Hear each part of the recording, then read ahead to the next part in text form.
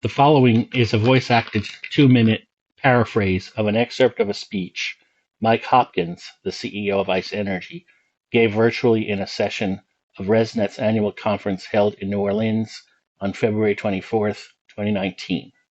I was first exposed to CLEP by a friend who's here today, Pres Kabakov, who was involved with me in the U.S. Committee for Economic Development.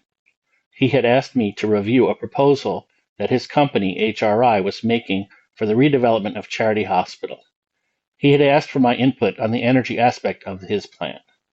He had a terrific team who was taking the lead with a remarkably cutting-edge rate design proposal. A pilot was being proposed in conjunction with the redevelopment that would have a true market-based rate system allowing ratepayers to have a direct involvement in the real market for electricity, both in terms of the costs of consuming and the value of generating.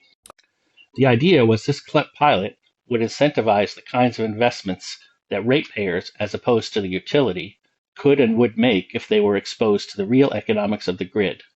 This would enable Charity to be a microgrid. This microgrid model is something that's going on all around the world to some degree.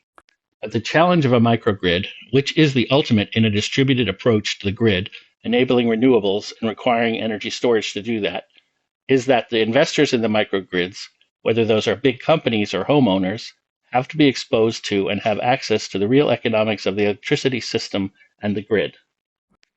That's what CLEP was designed to do, and that's what CLEP would do and will do when it's implemented. I see this as an opportunity for the city of New Orleans. If CLEP could be adopted, even on a pilot basis, it would put New Orleans at the very forefront of this transformation. This movement away from fossil fuels, away from old-fashioned central plant models, to the grid of the future, which will be distributed, will be much more like a network of microgrids. This will enable the much larger and much faster adoption of renewables. That's the opportunity that you have, and I'm excited about it. I think it's a tremendous opportunity for New Orleans, and it could be a great model for the rest of the country and really the rest of the world.